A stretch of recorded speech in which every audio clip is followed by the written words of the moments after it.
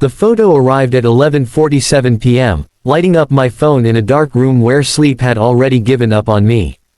It was the kind of image that makes your stomach drop before your mind can even process it, intimate, deliberate, and cruel in its timing. Attached was a short line that felt like a knife wrapped in silk, meant to wound while pretending to tease. In that instant, my entire life tilted on its axis, because the sender wasn't a stranger or a reckless ex. It was my CEO. And that single mistake, one photo sent to the wrong person, would cost me my job, my stability, and nearly my sense of self. If you believe in kindness, in second chances, and in the idea that one moment shouldn't define a whole life, take a second right now to like this video, share it with someone who needs hope, leave a comment, and subscribe to the channel. Your support keeps stories like this alive. I had joined the company 3 years earlier with nothing but a thin resume and a thick layer of determination. It was one of those fast-growing firms where the walls were glass, the coffee was expensive, and the pressure never slept. I wasn't special there. I wasn't rich or connected or dazzling. I was simply reliable. I stayed late, fixed mistakes that weren't mine, and believed, naively, that hard work eventually spoke louder than charm. The CEO was admired from a distance, praised in interviews for vision and confidence, a symbol of success we were all told to emulate. I saw them mostly through emails and quarterly meetings, never imagining that my quiet diligence would ever put me directly in their line of sight. Over time, that changed. I was assigned to a project that reported directly to the executive floor. My work began crossing their desk. Compliments came in brief, efficient messages. Then came late-night emails asking for quick clarifications, then occasional personal remarks about dedication, about potential. I told myself it was mentorship. I wanted it to be mentorship. In an environment where ambition is oxygen, you learn to interpret attention as opportunity, not danger. Still, there was an unease I never quite named, a subtle shift in tone that made me pause before replying, careful with every word. The night the photo arrived, I sat frozen on my bed, the glow of the screen reflecting off the walls like a silent alarm. The message attached implied regret, temptation, and superiority all at once, as if my worth could be measured by what I had missed out on. I didn't reply immediately. I stared, breathed, and felt something harden inside me, not anger exactly, but clarity. I had spent years swallowing discomfort to keep peace, years believing professionalism meant endurance. This crossed a line that couldn't be ignored. My reply was calm, almost clinical. I stated that the message was inappropriate, that it made me uncomfortable, and that I expected professional boundaries to be respected. I didn't threaten. I didn't insult. I simply named the truth. I pressed send with shaking hands, not knowing that honesty, in certain power structures, is treated like rebellion.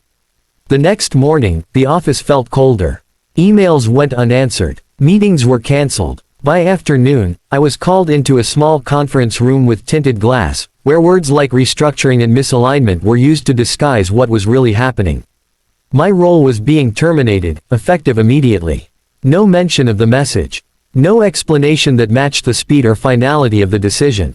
I was handed a box, escorted past desks where I had poured pieces of my life, and sent home with the kind of silence that screams.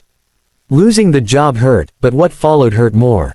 The shame crept in quietly, asking if I had overreacted, if I should have stayed silent like so many others. Bills didn't pause for reflection. Friends tried to comfort me but didn't fully understand the weight of being punished for setting a boundary.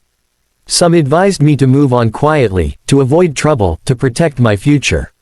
For weeks, I woke up with a knot in my chest, replaying that moment again and again, wondering how a single choice could unravel everything I had built.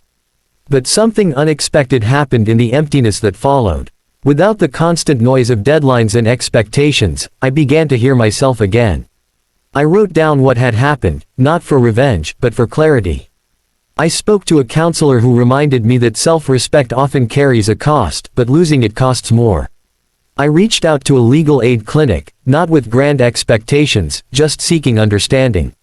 They listened. They believed me. For the first time since that night, I felt less alone. Months passed. The savings thinned. Rejection emails piled up. Yet with every interview, I found myself more grounded, more certain of the values I refused to trade. I started freelancing, then consulting, building something smaller but cleaner, where boundaries were clear and respect wasn't a favor. Quietly, news of my departure began to ripple through industry circles, not as gossip, but as a cautionary tale whispered by those who recognized patterns they had seen before. One evening, I received a message from a former colleague who thanked me for what I had done, saying it gave them courage to speak up in their own situation. Another followed, then another. I realized that while I had lost a job, I had gained something heavier and brighter, proof that standing up, even when it costs you, can light the way for others.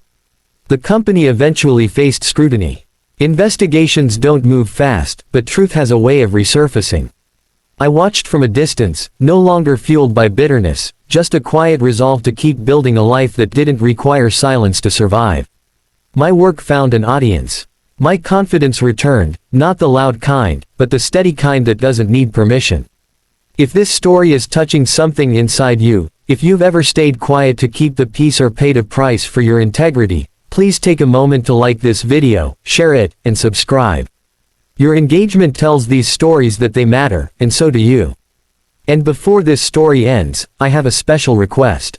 Comment below with a single word that represents what you choose when faced with power and pressure, courage, honesty, hope, or something entirely your own.